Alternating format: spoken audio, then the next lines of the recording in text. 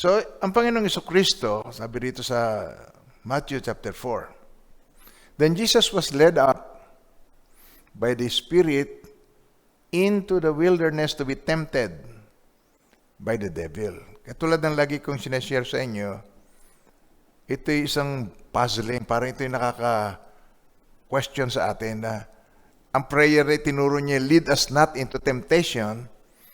Pagkatapos, Jesus was led up by the Spirit into the Spirit, Holy Spirit mismo, nagdala sa kanya sa wilderness to be tempted by the devil. God is the God of test. Tinetest tayo. Kung paano yung ating tugon sa mga kabigatan na ating dinaranas, katulad po yung aking striking statement na binigay sa sermon. Yung ating pong behavior na ito, yung makikita ito kung ano yung ating beliefs sa pamamagitan ng ating pagtugon, kung paano tayo ay tumugon sa sitwasyon na ating kinalalagyan. Natatandaan niyo po ba yan? Yung ating striking statement na yan? Kung ano yung kung ipoprove natin, basahin natin. Okay, ready? Okay, go. We prove what we believe by how we behave. So pagka tayo under pressure, yung ating beliefs lumilitaw. We prove what we believe. Kaya importante yung ating belief kasi according to your faith, let it be to you. Tinuro sa atin ng Panginoon. Napakahalagang bawat isa sa atin maunawaan natin na palalimin natin yung ating pagtitiwala sa Diyos. Ang beliefs ay may kinalaman sa relationship. The more that you know Him, the more that you will trust Him. The more nakilala mo siya, mas lalong nagtitiwala ka sa Kanya. Kung ano yung karakter niya. Katulad yung pinakahuling verse natin, kung siya hindi man lang niya pinagkait ang kanyang sariling anak, bagkus ipinagkaloob niya ito sa atin, ibinigay niya siya sa atin, delivered Him up, ang sabi ron for us all. How shall He not with Him also freely give us all things? Hindi ba niya ipagkakaloob sa atin ang lahat ng bagay kasama ng kanyang anak? Kagalingan, kapayapaan, kaayusan ng buhay, wisdom. See, the fear of the Lord is the beginning of wisdom. Sa nakaka-bless po, sobrang nakaka-bless. Na maunawaan natin, makita natin na ganito pala tayo kamahal ni Lord. Sabi niya, hindi ko kayo iiwan, ipababayaan man kasama niyo ako maging sa huling sandali. Yung pagka ikaw ay sinabihan, hindi kayang ipangako ng magulang. Hindi niya kayang ipangako na hindi kita iiwan, ipababayaan. Naghihingalo, no? So, hindi kita iiwan, ipababayaan man. Ano yung mumultuhin yung kanyang kaluluwa, laging kasama doon sa bahay. We can't promise that kind of promise. Diyos lang ang pwedeng mag-promise sa atin ng gano'n na hindi kita iiwan, ipababayaan man. Ako'y kasama mo. Laging kasama. Tandaan mo, ako'y laging kasama mo. Maging sa huling sandali. Hindi kita iiwan, hindi pababayaan man. Pangako niya yung kay Joshua para lumakas ang loob ni Joshua. At Joshua, Yeshua, at tayo ngayon, Christians, parehas ang, kaya yung word na yon, yung promise na yon, mula sa lumang tipan, sa bagong tipan, hanggang sa ating panahon ngayon, sa early church, hanggang sa ating panahon ngayon, nasa end time, tagos hanggang sa atin. Dala-dala natin yung pangakong yon. Hindi niya ipinagkait ang sarili niyang anak, kundi ibinigay para sa ating lahat. Kung naipagkaloob niya sa atin ang kanyang anak, o hindi ba niya ipagkakaloob sa atin ang lahat ng bagay kasama ng kanyang anak? Makakabuti ng Panginoon, amen. Praise God.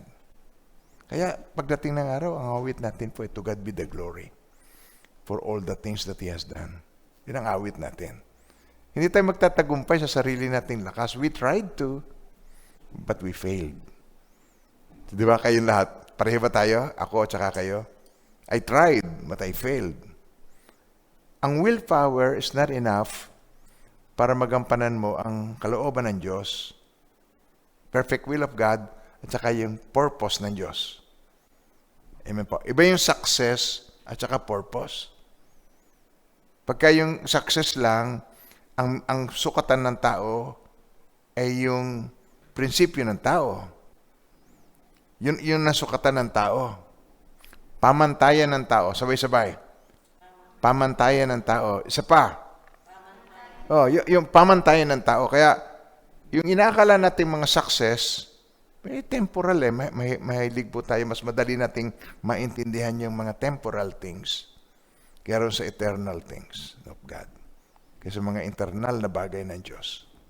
So, hindi niya pinagkait ang kanyang sariling anak, kundi ibinigay para sa ating lahat, okay? Kung naipagkaloob niya sa atin, sabay-sabay.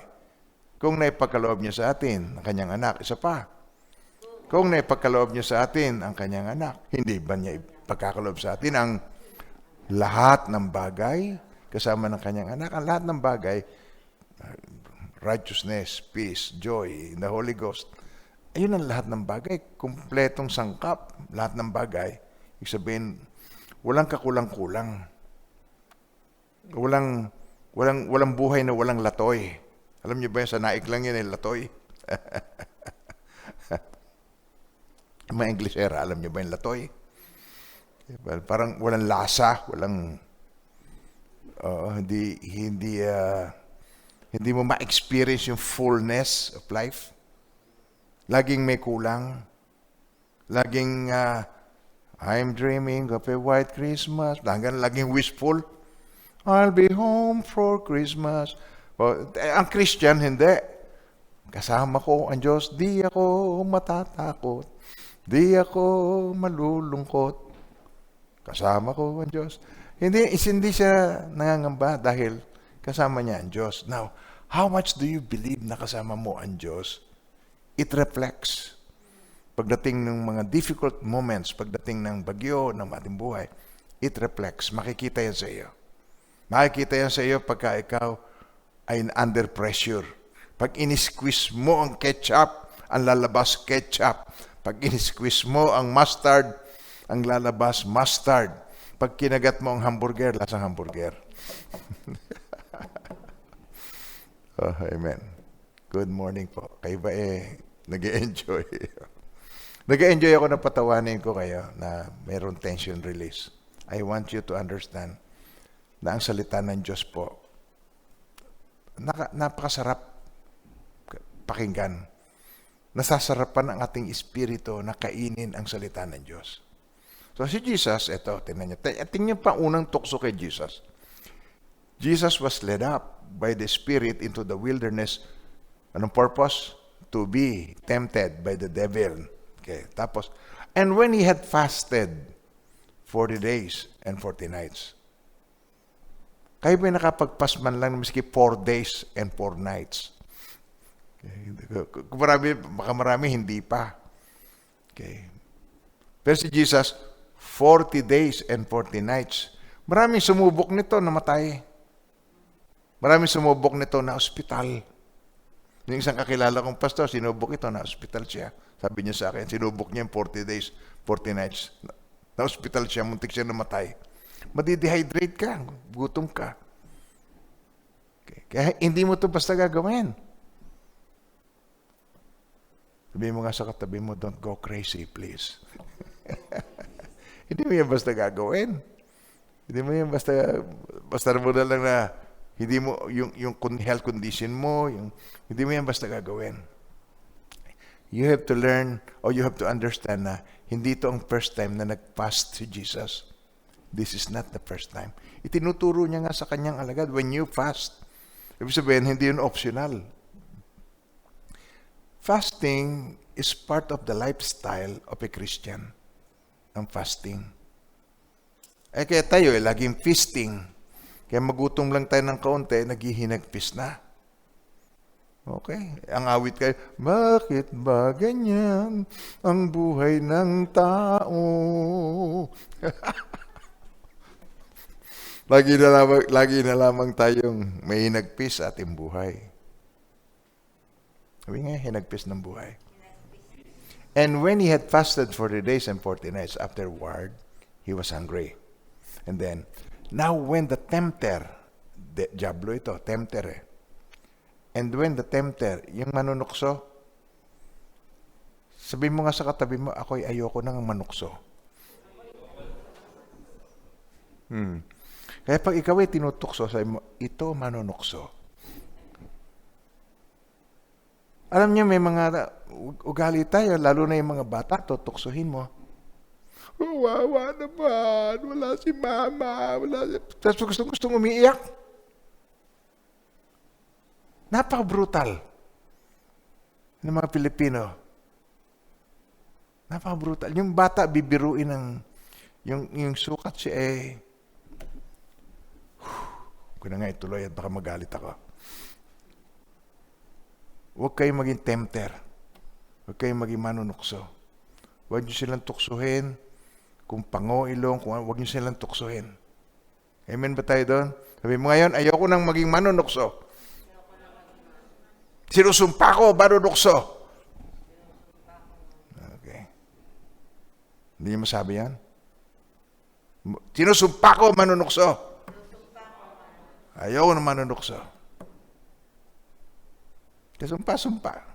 Ilang tao na pahamak dahil sa tukso. And when the tempter came to him, he said, if you are the Son of God, command these stones become bread. Tinan niyo yung kanyang salita.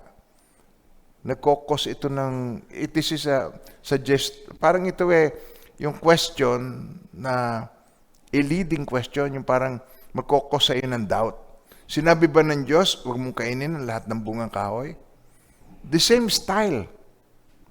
If you are the Son of God, command these stones become bread. Tapos sabi ni Jesus, but he said, it is written.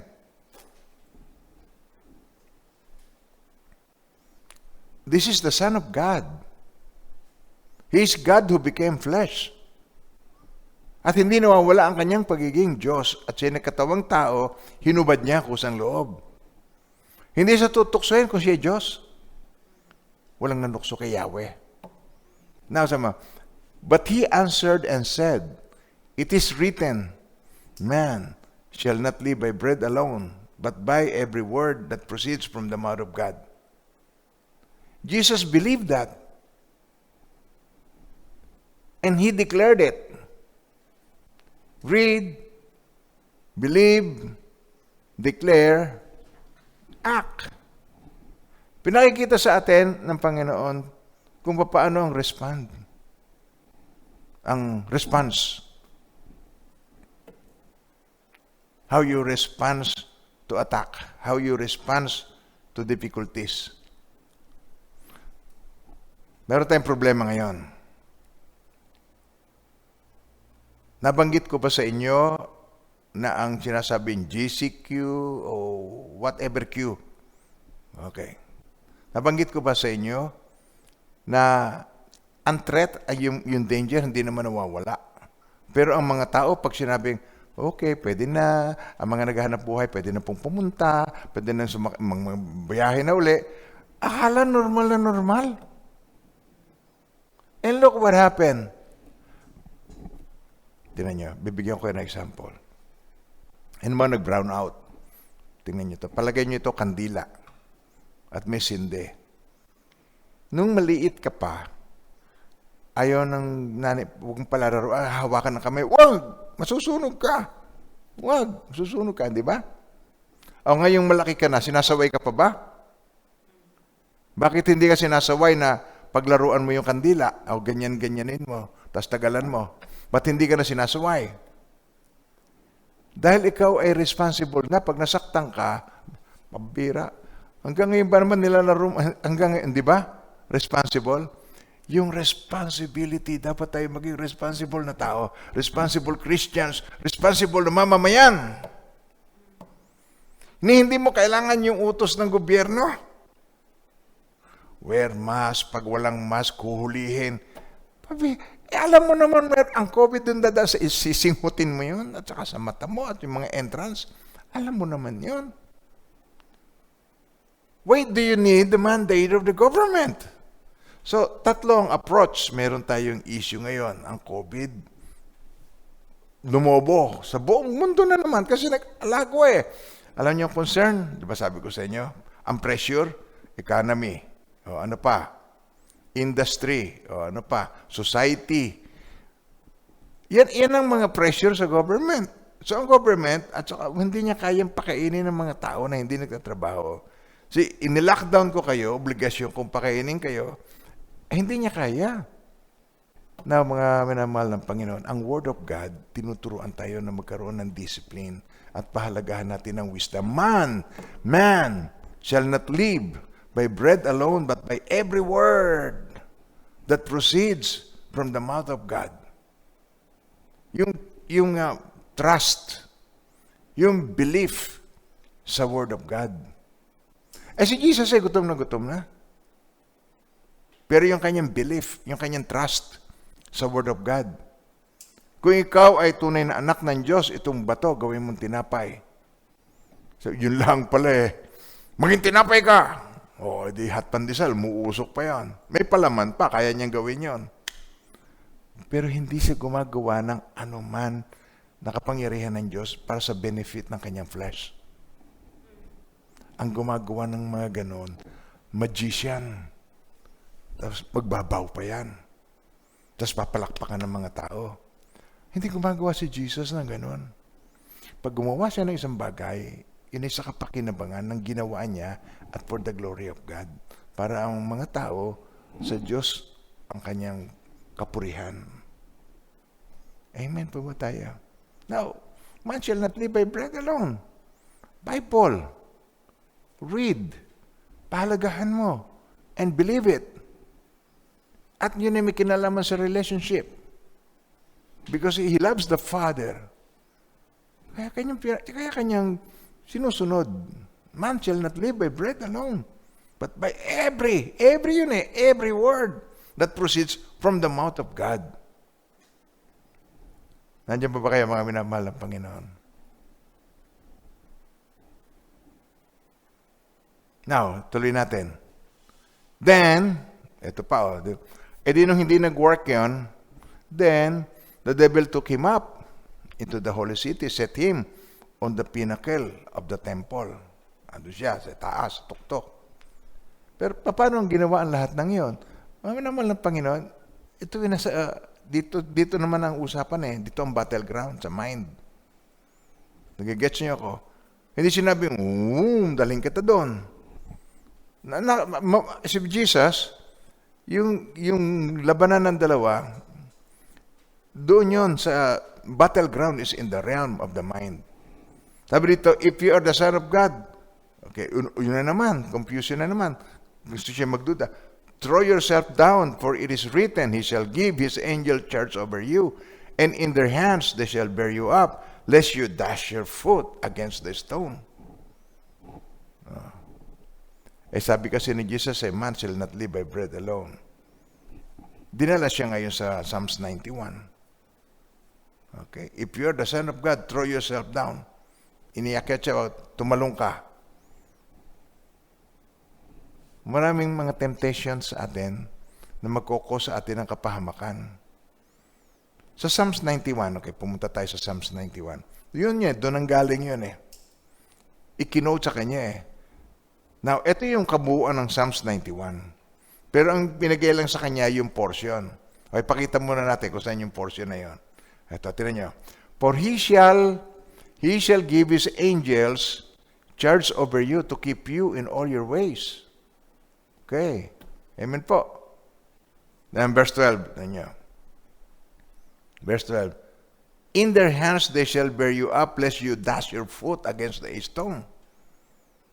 So, ikinote din sa kanya yung Psalms. Kasi, sabi niya, man shall not live by bread alone, but by every word that comes forth from the mouth of God. Mga minamahal ng Panginoon, merong makokot sa iyo ng scripture verse, pero deceiving. Merong mga gifted. Sabi, napanaginipan ko, o nakita ko, na vision. Yun ay mga strength, yun ay mga gift, pero it is misused. Napakaraming nami-misuse na strength. Pagka ikaw ay napaka-picky at ikaw ay napakahirap i-please sa mga pag-aayos ng bahay, ikaw ay isang napaka-organized na tao, that is your strength. Pero dahil na-misuse mo, parang ang nakatira sa bahay mo, tumutuntong sa numero. Dahil nami-misuse mo yung talent, yung gift na meron ka. Ang may mga kaloob ng Diyos ay mayroong humility. Sabihin niyo po yung word na yun. Humility. Pagpapasakop sa Diyos. Pagpapasakop sa lingkod ng Diyos. Meron siya noon. Kaya pag merong, halimbawa kayo po ay may gathering, Bible study, tapos ikaw, hindi mo mapigil ang sarili mo. Susundutin mo sa tiyan yung katabi mo, batukan mo, o gagawin mo isang bagay na foolish thing para ma-distract. Tingnan mo kung paano mo disrespectful ka sa lingkod ng Diyos when you do that.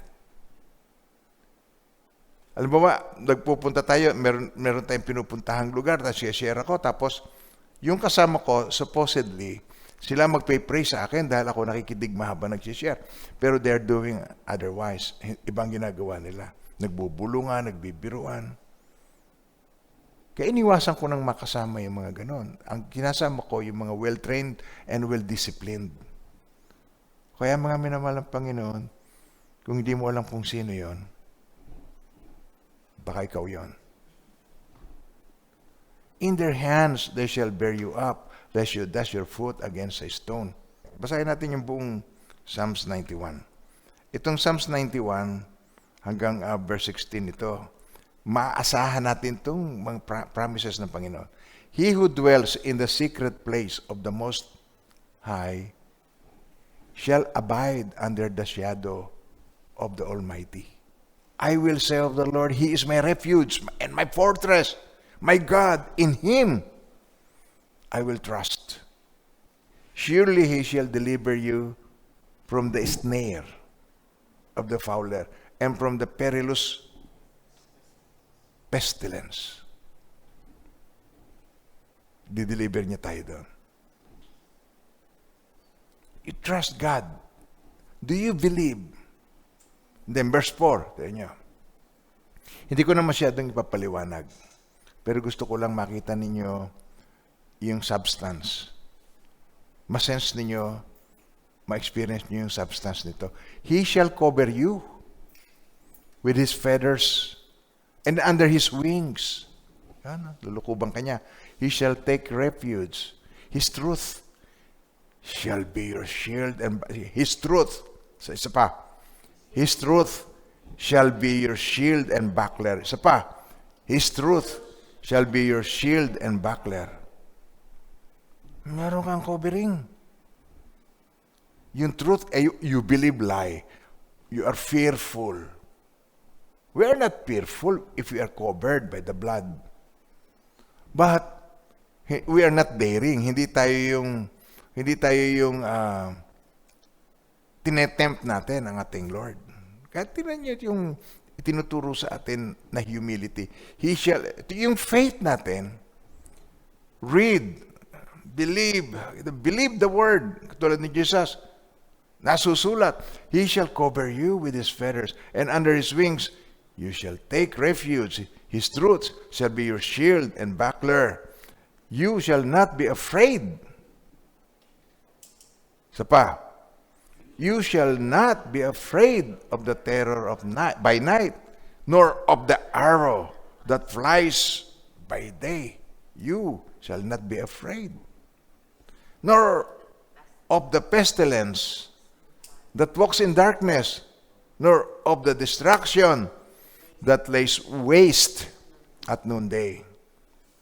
1,000 may fall at your side, mga matay man sila. Ang dami mang inireport ng mga namatay po, ganitong bilang, 1,000 na po namatay, 1,000,000 na po. Pero 1,000 may fall at your side, 10,000 at your right hand, but it shall not come near you. Maring magbalita ng masama, may namatay, pero not me. Sabihin mo ngayon, not me. The Lord is with me. Not me. Okay, tuloy natin. Only with your eyes shall you look. Tira niyo yung kanyang only with your eyes shall you look and see the reward of the wicked. Mamamasdan mo yun. Well, tinan niyo po, yung mga unbelievers, lalo na yung unbelieving believers. Believers pero namumuhay sa unbelief. Nakukuha niyo ba? Sabi ko. Hindi dahil sa walang faith, merong faith na hindi niya pinaniniwalaan. Only with your eyes shall you look and see the reward of the wicked. Negative ito. Because you have made the Lord, who is my refuge, even the Most High, your dwelling place. Doon ka. And then verse 10, no evil shall befall you, nor shall any plague, nor shall COVID come near your dwelling. Hindi makakalapit sa iyong tahanan to, sa iyong dwelling place. Well, this is our dwelling place, itong ating body. This is our dwelling place. No evil shall befall you, nor shall any plague shall come near you. Sino siya? Verse 1. He who dwells in the secret place of the Most High shall abide under the shadow of the Almighty. Balik ulit tayo doon.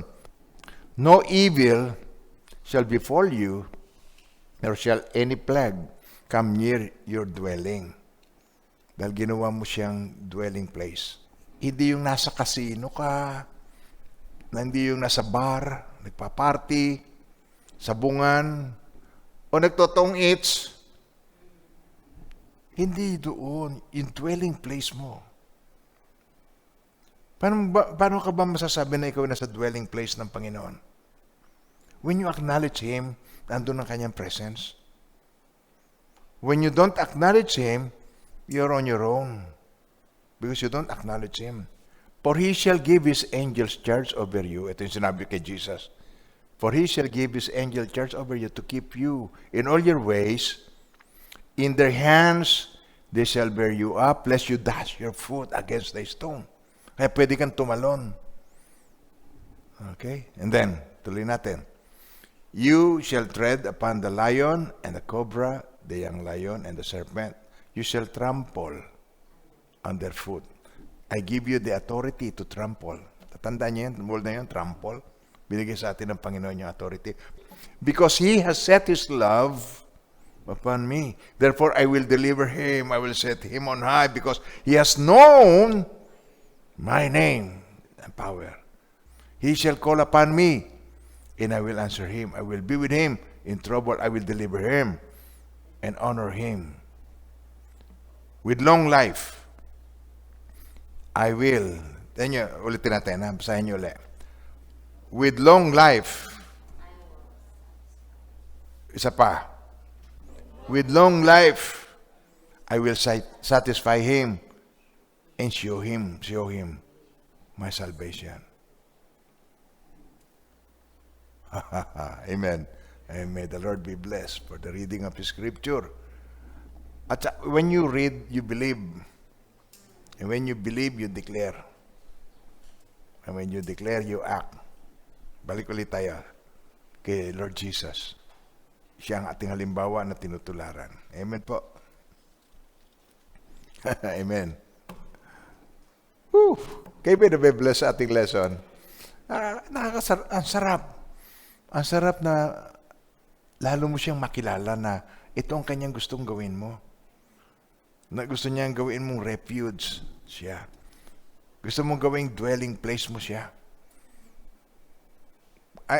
Ayaw niyang iwanan mo siya at gawin mong balang maibigan mo. Ayaw niyang ikaw ay mag-alaga ng baboy at kumain ng kaning baboy at saka mo ma-realize na masarap nga pala magbalik. Tatandaan niyo yun? Tatandaan niyo. Pero mahal ka pa rin niya.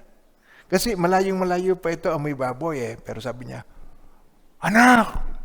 Talaga naman, nakaka-excite yung istorya na yun ng prodigal son. Tatandaan niya? Ang layo pa. Malamang sumigaw pa yun, anak! Tan-tan-tan. Talagang Kaya kapag dinadramatize ko yun ng mayroon pa music, parang nakikita mo, parang nabivisualize mo, malayo pa siya, alam ang kanyang lakad, alam ang kanyang hugis. Kahit magulo ang buhok nagtilarik siguro yun, hindi na nakapagsusuklay. Okay. Tapos nung yung yakapin niya, hindi na patching yung tatay niya. Dahil alam niyo, pag tayo makasalanan, marumi tayo, marumi. May karumihan. Pero yakapin pa rin tayo ni Lord pag tayo nanumbalik sa Kanya. Hindi na sa inyong napalayo tapos nanumbalik Ngayon, feel na feel mo, experience mo talaga, love na love ka ni Lord. Mahal na mahal ka ni Lord. Amen po. Amen. So, if you're the Son of God, throw yourself down. It is written, He shall give His angel charge over you, and in their hands they shall bear you up, lest you dash your foot against a stone. Tapos He said, it is written, you shall not tempt the Lord your God. Ikaw naman, huwag mong itempt. Huwag ka namang lahat na lang ipuntahan mo. Alam mo nang, tinan nyo, ang odds, ayon sa medical science, madaling tamaan ng mga matatanda. 60 plus. Pag 60 and up, ikaw naman 60 plus ka na 60 and up na napakahilig mo pa rin. Ngayon, wala nang rich, wala nang poor, lahat sunog. Pagbalik mo, nandun ka na lang sa flower base, ang tawag earn. Behavioral ang issue.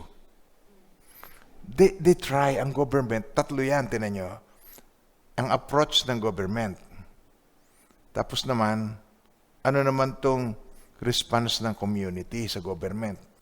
Ang community lagi nagko-complain dahil gusto niya yung normal na buhay, gusto niya yung mamasyal, gusto niya yung dating lifestyle, gusto niya nagbabar, nag-beach, gusto niya yun Pero ang threat na andoon, tapos sa irresponsibility ng tao, ang mamumroblema gobyerno, puno na. Itong aking sinashare sa inyo, may kinalaman din to doon sa ating present situation na kinakaharap. May kinalaman. May kinalaman to, read, believe, declare, act. May kinalaman. So, it is written again, you shall not tempt the Lord your God. Sabi ni Jesus. Do not be so daring. Huwag mong ipagmalaki, covered ka ng blood. Covered ka nga ng blood. Sinabi rin doon sa Mark nga matuklaw ka man ng ahas hindi ka mamamatay, at uminom ka man ng lason, hindi ka mamamatay. Uminom ka ng lason, mamamatay ka. Pero kung nakainom ka ng lason, hindi ka mamamatay. Amen po ba tayo doon? Kung ikaw natuklaw, hindi ka nagpatuklaw. Yung sinasabi doon, nagmi-mission ka, Panginoon, salamat po, ikaw ang aking dwelling place. Pag-iingatan niyo po ako, anumang evil cannot come near me, Lord. Nanalangan ka, natuklaw ka ngayon. Di hindi ka na pinagpaglang ni Apostle Paul Pagdampot niya yung natuklaw siya, initya lang niya. Hinihintay nila mamatay hindi namatay. Sabi ni Jesus, matuklaw ka, hindi. Pero hindi ka na mapapatuklaw. Merong preacher, hawak yung alaga niyang ahas, may pet siya, nagpipreach. Natuklaw. Na-hospital siya, pero hindi namatay. Inulit. Natuklaw siya ulit. Sa pagkakataong yun hindi na siya nakarecover. Kaya mga mahal ng Panginoon, ang mananampalataya, mabait lang, pero hindi uto-uto. Ang mananampalataya, mga minamahal ng Panginoon, pinoprotektahan ng Diyos, pero hindi niya dinedare ang Diyos. It is written again, you shall not tempt the Lord your God. Nag-gets niyo ba ako doon? Tanong niyo yung behavioral issue, ito'y fruit ng Spirit. Tingnan natin yung fruit ng Spirit. Galatians 5 verse 22, tingnan niyo. But the fruit of the Spirit is love, joy, peace, long-suffering, kindness, goodness, faithfulness, gentleness, self-control. Ang self-control ay love's victory. tagumpay ka niyan. Pag ikaw ay na-apply mo ang self-control, ikaw ay victorious. Yung love, naging victorious ka sa love ng God. Against such, you are not covered of law. Against such, there is no law. There is therefore now no condemnation to those who are in Christ Jesus. Wala na ako sa ilalim ng batas ng kasalanan at kamatayan, law of sin and death, sapagkat pinalayan na ako ng batas ng Espiritong nagbibigay buhay, bunga ng pakikipag-isa kay Kristo Jesus. At ginawa ng Diyos ang hindi nagawa ng kautusan dahil sa aking likas na kahinaan. Dahil sa kahinaan ng tao, dahil sa kahinaan ko. Sino sa inyo ang may kahinaan? Pakitaas ang kamay. Yan ang ginawa ng Diyos. Ginawa ng Diyos ang hindi nagawa ng kautusan dahil sa iyong kahinaan, dahil sa aking kahinaan. Sinugo niya ang kanyang sariling anak sa anyo ng taong makasalanan upang maging handog para sa kasalanan. Sa anyong iyon, hinatulan niya ang kasalanan, iniredeem, tinubos tayo ng Panginoong Hesus. Kaya yung guilt, yun ang wag na nating. Alam niyo, ang pinakamabigat na kasalanan, hindi yung nagawa mong kasalanan. Ang pinakamabigat na kasalanan ay unbelief. Sabihin niyo yan. Ang pinakamabigat na kasalanan. Isa pa. Okay, why? Because ginagawa mong liar si Lord. 1 John 5:10. He who believes in the Son of God has the witness in himself. He who does not believe God has made him a liar, because he has not believed the testimony that God has given of his Son, Jesus. And this is the testimony that God has given us eternal life, and this life in his Son. He who has the Son has life. He who does not have the Son of God does not have life. And these things I have written to you who believe in the name of the Son of God, that you may know that you have eternal life, and that you may continue. You have eternal life, and that you may continue. You have eternal life, and that you may continue to believe in the name of the Son of God. Hindi ba napakabuti ng Lord? Amen po. Yung ating mga kahinaan, sinulusyonan. Yung ating frailties, sinulusyonan. Yung ating hindi magampanan, di natin kaya dahil tayo nasa ilalim ng sumpa. Because ang hindi raw makatupad sa lahat ng sinasabi sa kautusan, ano niyo ba yan?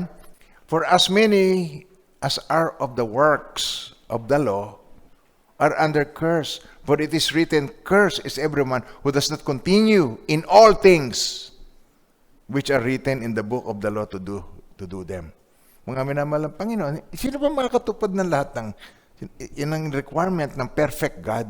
He is a perfect God, and you must be perfect para maging pleasing sa Kanya.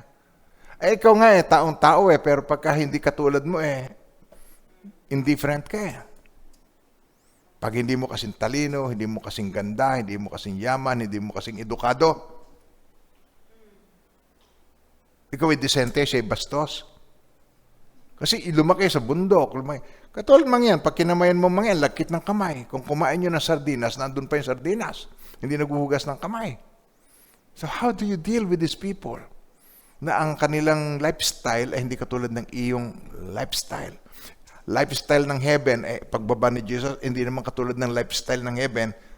He came from heaven to earth to show the way. Natatandaan niyo yun? Paano mo i-deal yung mga tao na in the process? Sabi niyo ba, in the process? Hindi ba, pag kinain mo yung kasabake, kay luto na sa tray. Paano hinuhukay pa yan? Puro putik yun. Hinugasan mo pa yun. Kakayurin mo pa yun in the process. Hindi mo magugustuhan ang tinapay na in the process. Si kainin mo, pandesal ba itong niluluto mo? Teka, matikman nga. Tikman mo yung hilaw na pandesal. Tingnan mo yung ingredients noon. May flour yun, may tubig yun, meron yung lard, mantikang mantikang tulog. May asin, meron yung pampaalsa. Tikman mo isa-isa yung prosesong ginagamit doon kung magustuhan mo. Pangit. Nakatikim na ba kayo ng yeast? Hindi ka mapapa-yeast, mapapano. Oh no!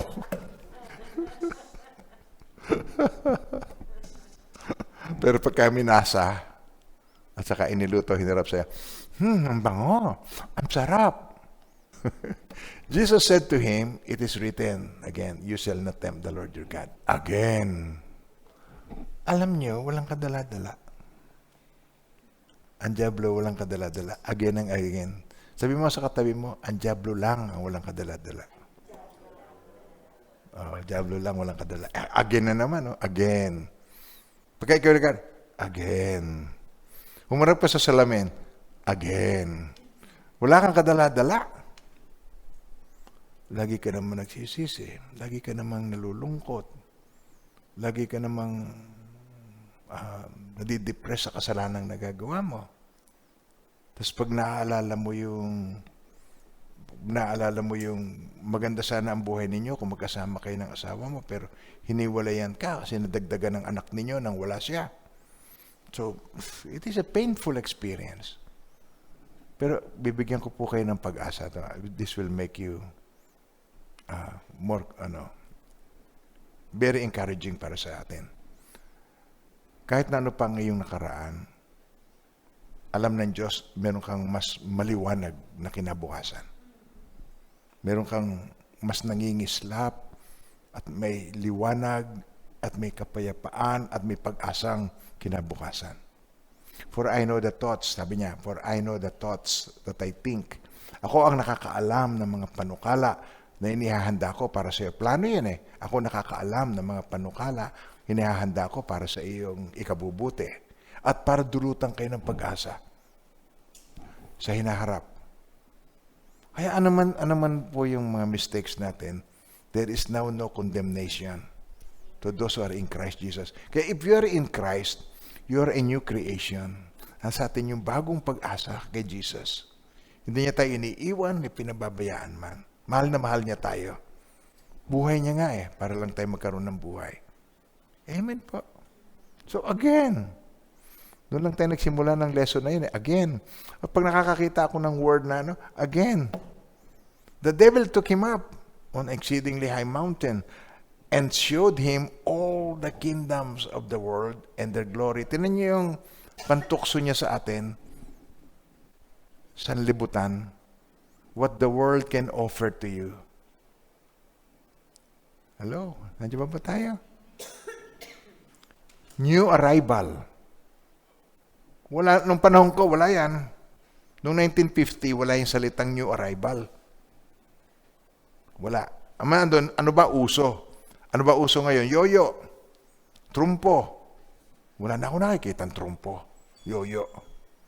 Puro computer games na. Ang mga kamay may mga kalyo dulo. Wala na ako nakikita. At saka mga laruan, yung may mga pindutan, may mga kinakalabit. At kayo pong mga mananampalatayang magulang. Mapaligaya nyo lang ang anak nyo o mabawasan lang yung argumento mo sa anak mo. Sumasabay tayo sa trend ng mundo na itong ino-offer. Again, the devil took him up on the exceedingly high mountain and showed him all the kingdoms of the world and their glory. Tignan niyo yan, vain glory yan. That's not the real glory. Vain glory. Vain, yung happiness na yon is so temporal and destructive in the lives of hindi lang young people, kahit matatanda na sisiraan ng bait sa computer game. And they waste their life away. Alam niyo ba ang spelling ng life? T-I-M-E. Doon ka pumunta sa ospital, sa ICU, and you see them. Beep, beep, beep. Inibilang ang bawat hinga. May bayad yon. Beep, beep, beep, beep. Dedo, you're gone. Tapos, ianuhin ang dibdib, kukuryentihin. Hindi po, wag po yan ng, ang dapat sa kanya? Lagyan nyo ang tenga ng computer game. Mabubuhay yan. sinasabi yun? Sira ho ulo niyan. Nabubuhay yan. Lagyan nyo ang tenga ng ng tunog ng computer game.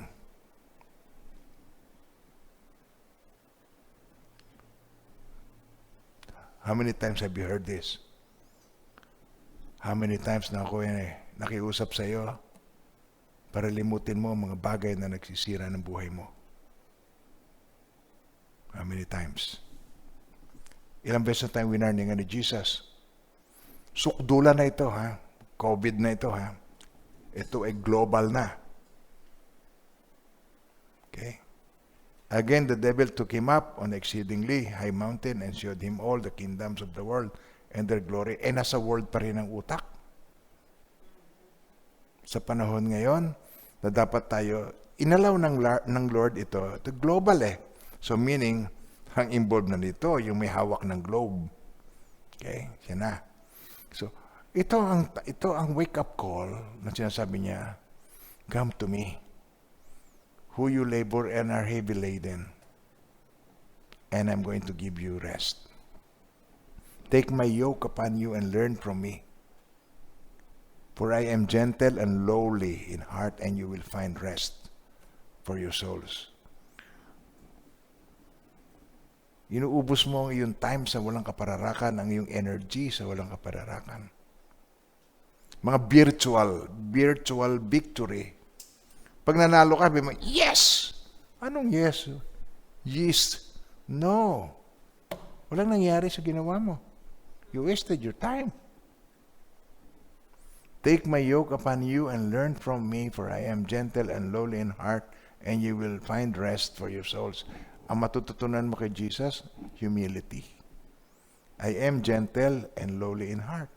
Take my yoke upon you. Yung yoke kasing yun, dalawa yun. Gusto niya makipartner sa atin. Sa atin kasi, ang isip natin yung yoke na yun, yoga ba yun? Yoga, pang sa kalabaw. Iisa. Kasi napakalambot ng putik. Eh, hindi ganyan sa Israel, limestone. Kaya ang kailangan dito, at least to, partner. Yun ang minimum. Pero kalimitan dyan, mga 4. Okay. Eh, papaano itong si Elisha? 12 pares. Eh, di 24. Ilang horsepower yun. Ito kung ilang napakalakas nun. Siguro napakatigas ng lupa. At saka mga baka ay well-trained. Hey! Takbo yun. Sunod. Ho! Hindi kakakalad ka rin ng baka mo. Binibili talaga ng mahal yun, turuan. Pinatay niya, pinakain sa tao. Wala na siyang babalikan. Ano ba yan meron ka na? Hindi ba pwedeng sunugin mo na yan?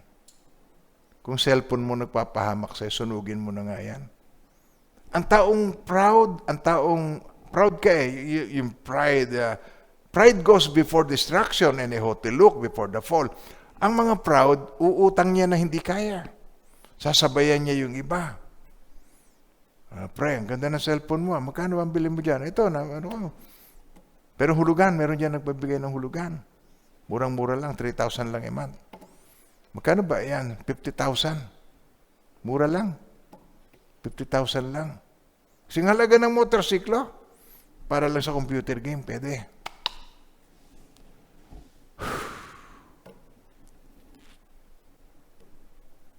Hindi ko alam kung kanino ako nag-share, nag-preach ngayon. But, ikaw, nakakaramdam ka ng uncomfortable na pakikinig sa akin.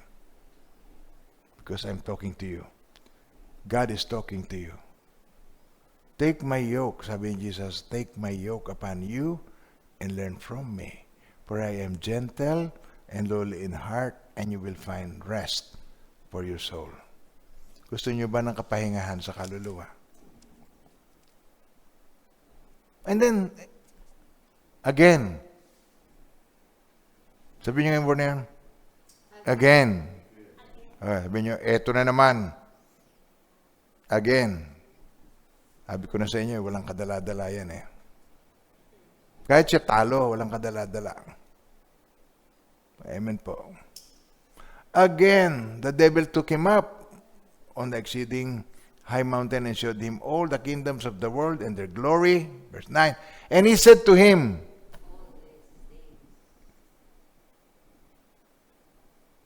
all these things I will give you if you will fall down and worship me. Amen po. And then, sabi ni Jesus, and Jesus said to him, away with you is written, you shall worship the Lord your God, and Him only. And Him only. Isa pa. And Him only you shall serve. And then the devil left him. And behold, angels came and ministered to him. Tayo naman po mga minamahal ng Panginoon. Ang angels na yan, nasa atin, kasama natin yan. Kaya pag pinagpipray kayo, Lord, send forth your angels, your holy angels, let them encamp around us. Because I believe in angels. And there are bad angels, fallen angels. And I believe the good angels is around me. Then the devil left him, and behold, angels came and ministered to him. Ay mga minamahal ng Panginoon. Nawa ay nakapagbigay liwanag sa inyo na si Jesus man, he read, he believed, he declared, and he acted.